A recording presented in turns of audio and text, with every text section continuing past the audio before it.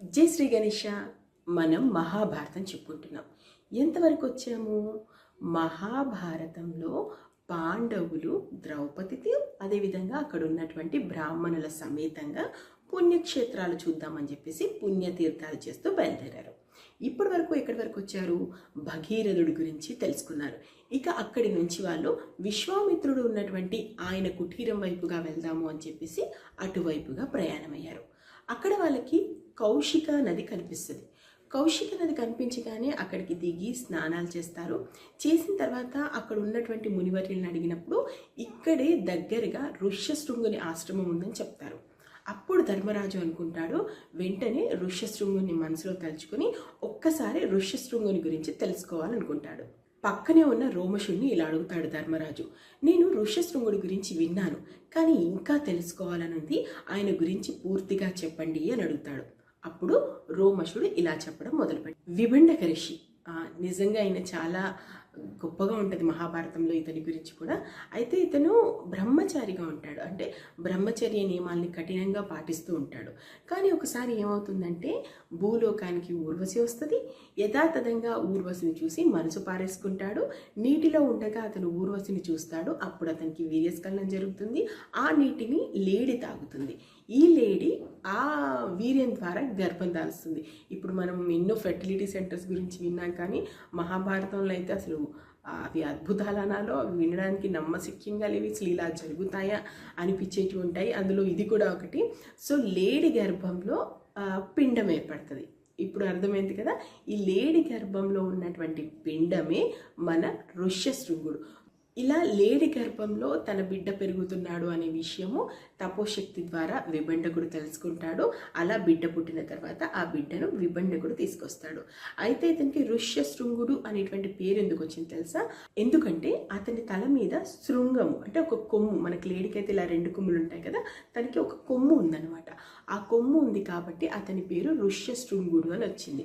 ఇక అయితే విభండక ఋషి ఏమనుకుంటాడంటే, నేనే ఊర్వశి వల్ల తపోభంగం అయ్యాను, కానీ నా కొడుకు అలా కాకూడదు.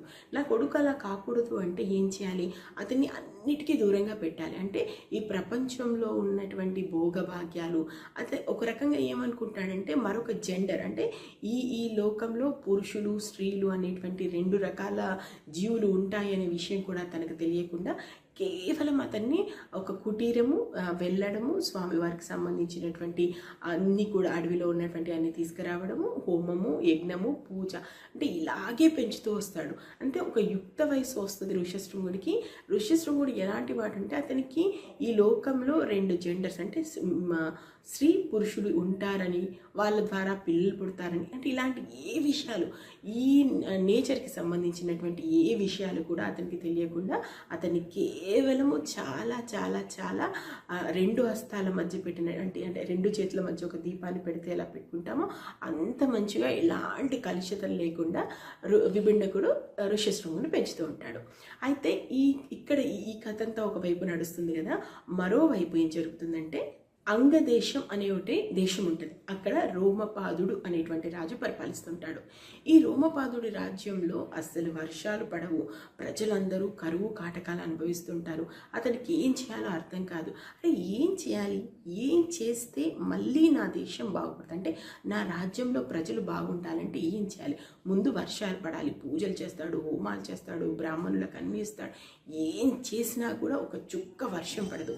దాంతో కట్టిక పేదరికంలో ఉంటుంటారనమాట అతని రాజ్యంలో ఉన్నట్టు ప్రజలు.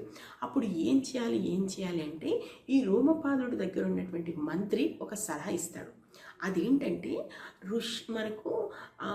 మనకు దక్షిణాన ఉన్నటువంటి అడవిలోనే విభిండక ఋషి ఉన్నాడు. అతని కొడుకు ఋష్యశృంగుడు. ఈ ఋష్యశృంగుడికి ఇంద్రుడి వల్ల ఒక వరం వచ్చింది. అతడు ఎక్కడ అడుగు పెడితే అక్కడ వర్షాలు అపారంగా కురుస్తాయని. సో రోమపాదుడు అనుకుంటాడు, ముందు వెళ్ళి మనము ఋష్యశృంగుని పిలుచుకొని వద్దాం అనుకుంటారు. కానీ విభిండకుడు దానికి ఒప్పుకోడన్న విషయం వాళ్ళకి అర్థమైపోతుంది. ఎందుకంటే ఇలాంటివి ఏవీ తెలియకుండా తన కొడుకుని పెంచాలనుకుంటున్నాడు కదా. అప్పుడు అనుకుంటాడు రోమపాదుడు, మరి ఏం చేయాలి, ఏం చేసి నేను ఋష్యశృంగుని నా రాజ్యానికి రప్పించుకోవాలి. అసలు ఇప్పుడు రాజకీయాల గురించి మాట్లాడతాం, కానీ అబ్బో మహాభారతంలో ఉన్న రాజకీయాలు చూస్తే అయితే ఇప్పుడున్న రాజకీయాలు చాలా బెటర్ అనిపిస్తాయి. దాంతో ఏం చేస్తాడంటే రోమపాదుడు తన రాజ్యంలో ఉన్నటువంటి అందమైన అమ్మాయిల్ని, ముఖ్యంగా వేశ్యలు ఎవరైతే ఉంటారో వాళ్ళందరినీ పిలిచి వాళ్ళని ఋష్యశృంగుడి దగ్గరికి పంపిస్తారు. ఎప్పుడు పంపిస్తుంటారు? విభుండకుడు అలా అడవిలోకి వెళ్ళగానే కుటీరంలోకి వీళ్ళని పంపిస్తారు. వీళ్ళు వేసుకున్న బట్టలు, వీళ్ళు మాట్లాడుతున్నటువంటి మాటలు, వీళ్ళు చేసే పనులు అవన్నీ కూడా ఋష్యశృంగుడికి వింతగా అనిపిస్తూ ఉంటాయి. అతనేమనుకుంటాడంటే వీళ్ళు కూడా నాలాంటి వాళ్ళే అనుకుంటుంటాడు. విభుండకుడు రాగానే ఋష్యశృంగుడు జరిగింది ఇలా చెప్తుంటాడు, నేను ఈరోజు కొంతమంది మునికుమారులను చూశాను, అబ్బా వాళ్ళు చాలా బాగున్నారు, వాళ్ళు వేసుకునేటువంటి బట్టలు కానీ వాళ్ళు తినేటువంటి ఆహారం కానీ నిజంగా చాలా బాగుందని చెప్తుంటాడు. విభుండకుడికి ఏం అర్థం కాదు, మునికుమారులు ఏంటి, బట్టలు వేసుకోవడం ఏంటి, ఏం చెప్తున్నాడు అని చెప్పేసి అది ఏది కాదని అతనికి నచ్చ చెప్పే ప్రయత్నం చేస్తుంటాడు. మళ్ళీ అతను వెళ్ళగానే మళ్ళీ వేశ్యలు వచ్చేస్తుంటారు. సో ఇలా రోజు గడుస్తుంటుంది. లాస్ట్కి చివరిగా ఏం చేస్తారంటే వీళ్ళు ఉంటారు కదా, ఎవరైతే వెళ్ళినటువంటి స్త్రీలందరూ వాళ్ళు ఋష్యశృంగుడితో ఇలా అంటారు, రోజు మేము నీ దగ్గరకు వస్తున్నాము, నీతో ఆడుకుంటున్నాము, నువ్వు పెట్టినవన్నీ తింటున్నాము, మా ఆహారం కూడా నీకు ఇస్తున్నాము, మరి మేము ప్రతిసారి నీ దగ్గరికి వచ్చినప్పుడు నువ్వెందుకు మా ఇంటికి రాకూడదు అని అడుగుతారు. అప్పుడు ఋష్యశృంగుడు అంటాడు, సరే మరి సాయంత్రం మా నాన్న వస్తారంటే విభుండకుడు వచ్చిన తర్వాత నేను అడిగి అతని ఆజ్ఞ తీసుకుని వచ్చేస్తాను అని చెప్తాడు. కానీ ఇక్కడ వీళ్ళు ఏమంటారంటే లేదు నువ్వు రావాలంటే మీ నాన్న ఒప్పుకోరు కాబట్టి అదంతా వద్దు, నువ్వు వచ్చేసే అని చెప్తారు. సో దీంతో ఋష్యశృంగుడు ఆ రోజు మొత్తం ఆలోచిస్తాడు, తండ్రికి చెప్పి వెళ్ళాలా, తండ్రి ఆజ్ఞ లేకుండా వెళ్ళాలా అని ఆలోచించి మొత్తానికి వాళ్ళలోనే పడిపోతాడు. వాళ్ళు ఎవరైతే మహిళలు ఉన్నారో వాళ్ళు చూడకుండా, వాళ్ళతో మాట్లాడకుండా ఉండలేని పరిస్థితికి ఋష్యశృంగుడు చేరుకుంటాడు. ఈవెన్ ఉదయం లేచి పూజ పునస్కారాలు చేయడం కూడా మర్చిపోయి వాళ్ళ గురించి ఆలోచిస్తూ ఉంటాడనమాట. దాంతో ఒక్కసారి విభుండకుడు ఇంట్లో నుంచి వెళ్ళగానే ఋష్యశృంగుడు వాళ్ళతో పాటు ప్రయాణం అవుతాడు, అంగదేశం వచ్చేస్తాడు. అతను ఇలా అంగదేశంలో అడుగు పెట్టాడో లేడో వెంటనే ఫుల్గా వర్షాలు పడిపోతాయి అండ్ చక్కగా పంటలు పండుతాయి. అక్కడ ఉన్నటువంటి వాళ్ళందరూ కూడా చాలా త్వరగానే ఆ రాజ్యంలో ఉన్న రాజ్యం సుభిక్షం అయిపోతుంది. రాజ్యంలో ఉన్న ప్రజలందరూ కూడా సంతోషంగా ఉంటారు. మరి ఇక్కడ ఋష్యశృంగుడు ఇదంతా ఇక్కడ వచ్చాడు, రాజ్యంలో ఉన్నాడు. అక్కడ విభుండకుడు దేశాలు పట్టుకొని తిరుగుతుంటాడు. తన కొడుకేడి, అసలు ఎక్కడికి వెళ్ళాడు, ఏమీ తెలియదే, అన్నం పుణ్యం తెలియని వాడే ఎక్కడికి వెళ్ళాడని వెతుకుతూ తిరుగుతుంటాడు. మరి ఇక్కడ పరిస్థితి ఏంటి, అంగదేశంలో అందరూ ఆనందంగా ఉన్నారు. కానీ వీళ్ళందరికీ తెలుసు, ఒక్కసారి విభుండకుడు వచ్చాడా, తన కొడుకుని ఇలాంటి పరిస్థితిలో చూశాడా, తన కొడుకును పక్కదారి పట్టించారు అని తెలుసుకున్నాడా, ఖచ్చితంగా శాపం ఇస్తాడు. ఆ శాపం ఇవ్వకుండా ఏం చేయాలి, విభుండకుడిని మెప్పించాలంటే ఏం చేయాలి, మళ్ళీ అంతా కలిసి ఆలోచిస్తారు.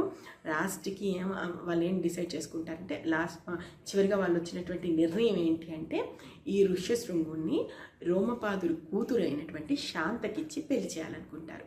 ఈ శాంతకిచ్చి ఒకసారి పెళ్లి చేస్తే ఖచ్చితంగా, ఇప్పుడైతే యువరాణిని పెళ్లి చేసుకున్నాడు కాబట్టి ఒకవేళ విభుండకుడు వచ్చినా కూడా ఈ విషయాలను నచ్చ చెప్పొచ్చు, తను నేను అల్లుడిగా చేసుకోవడానికి తీసుకుని వచ్చాను అని చెప్పేసి ఏదో రకంగా విభుండకుడిని మనసు మార్చొచ్చు అనుకుంటారు. అలా తన కూతురైనటువంటి శాంతనిచ్చి పెళ్లి చేస్తాడు రోమపాదుడు. ఇక్కడ మీకు శాంత అనగానే ఇంకో పేరు గుర్తొచ్చిందా, శ్రీరామచంద్రుడు. శ్రీరామచంద్రమూర్తికి ఒక అక్క ఉందని, ఆమె పేరే శాంత అని, దశరథ కౌసల్యల కూతురు ఈమె శాంతాదేవి అని చెప్పేసి మనకు చాలా చోట్ల ఈ విషయాలు చెప్తుంటారు. ముఖ్యంగా మనకు ఎక్కడ ఇది బాగా వినిపిస్తుందంటే మొత్తం వాల్మీకి రామాయణంలో ఆయన చిన్నతనంలోనే ఇక్కడ దశరథుడు ఈ అమ్మాయిని దత్తతిచ్చాడు, శాంతని దత్తతిచ్చాడు రోమపాదుడికి అని చెప్తారు. ఈ రామాయణాన్ని పూర్తిగా చదివిన వాళ్ళు ఉంటే చెప్తే మనకు కూడా ఆన్సర్ దొరుకుతుంది. మహాభారతం అరణ్య పర్వం మొత్తం నేను చదివాను. మహాభారతం అరణ్య పర్వంలో మాత్రం రోమపాదుడికి దత్తపుత్రిక అనేటువంటి అంశం అయితే ఎక్కడా మెన్షన్ చేయలేదు. ఆమె రోమపాదుడు కూతురు అండ్ చిన్నతనం నుంచి చాలా గారాభంగా పెంచారు శాంతను అనేటువంటి విషయాన్ని కూడా చెప్తారు. కాబట్టి మహాభారతం ప్రకారం అయితే రోమపాదుడు కూతురు మాత్రమే శాంతాదేవి. శాంతాదేవికి రాముడికి అంటే దశరథుడు దత్తత ఇచ్చినట్టు ఎక్కడ అయితే మనకు మహాభారతంలో కనిపించలేదు. రామాయణం ప్రకారం మీకు తెలిసిన ఇన్ఫర్మేషన్ ఉంటే చెప్పండి. సో ఇది ఎందుకన్నానంటే ఈ మనకు దశరథుడు పిల్లలు పుట్టడానికి యజ్ఞం చేస్తాడు కదా, పుత్రకామిష్టి యాగం. ఆ యాగం చేయించింది ఈ వీళ్ళే, శాంతాదేవి అదేవిధంగా ఋష్యశృంగుడు. ఎందుకంటే వీళ్ళు మాత్రమే చేయగలరు అని చెప్తే దశరథుడు వచ్చి మరి వీళ్ళని తీసుకెళ్ళి వీళ్ళకే యజ్ఞాధిపత్యం ఇచ్చి మరి చేయిస్తాడు. రాముడి రాకకు చాలా కీలకం ఇక్కడ టర్న్ తీసుకున్నటువంటి శాంత జీవితంలోకి ఋష్యశృంగుడు వచ్చిన తర్వాతే ఋష్యశృంగుడు ఎందుకంటే బ్రహ్మచారిగా కూర్చోలేరు, గృహస్థులు మాత్రమే, అంటే భార్యాభర్తలుగా మాత్రమే అక్కడ కూర్చోగలుగుతారు.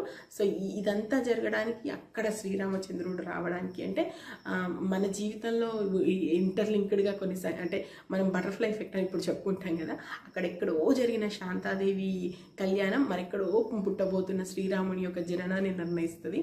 నిజంగా చాలా విచిత్రంగా ఉంటాయి. అండ్ మహాభారతానికి సంబంధించి కూడా అసలు వ్యాసుడు ఎలా రాశాడో కూడా తెలియదు, అన్ని పేర్లు అంతమంది, అండ్ ఒక కథకి ఇంకో కథకి ఇలా ముడేస్తూ వెళ్తుంటారు.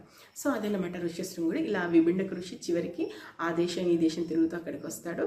అక్కడ ఉన్నటువంటి ఆవుల్ని గోవుల్ని చూసి అబ్బా ఏంటి ఇన్ని రాజ్యాలు చూశాను, ఏ రాజ్యం ఇంత బాగా లేదు, ఈ రాజ్యం ఏంటి ఇంత బాగుంది అని అడిగినప్పుడు అక్కడ ఉన్నటువంటి గోపపాలకులు ఉంటారు కదా, వాళ్ళు చెప్తారు శాంతాదేవి భర్త అయినటువంటి ఋష్యశృంగుడు ఉన్నారు, ఆయన పుణ్యఫలం వల్లనే ఇదంతా జరిగిందని. సో ఎలాగో కొడుకుకు పెళ్ళైపోయిందని తెలిసిన తర్వాత ఇక చేసేది ఏమీ లేక శాంతను ఋష్యశృంగుడిని వాళ్ళిద్దరిని ఆశీర్వదించి తిరిగి తన ఇంటికి తెచ్చుకుంటాడనమాట. ఇప్పుడు మాత్రం ప్రేమ పెళ్ళిళ్ళు చేసుకొని వెళ్ళిపోతే మళ్ళీ తల్లిదండ్రులు ఒప్పుకొని తెచ్చినట్టుగా మనకి ఇక్కడ విభిండకుడు కూడా ఋష్యశృంగుడిని శాంతాదేవిని తీసుకొని వస్తారు. అండ్ శాంతాదేవి అయితే తర్వాత అసలు తను ఒక రాజకుమారి అన్న విషయాన్ని మర్చిపోయి కేవలం మునివరుని భార్యగా చాలా అద్భుతమైనటువంటి జీవితాన్ని గడుపుతుంది. ఆమె జీవితం కూడా చాలా అద్భుతంగా చెప్తారు మహాభారతానికి సంబంధించి. సో ఇలా పాండవులు ఋష్యశృంగుడి గురించి తెలుసుకున్నారు.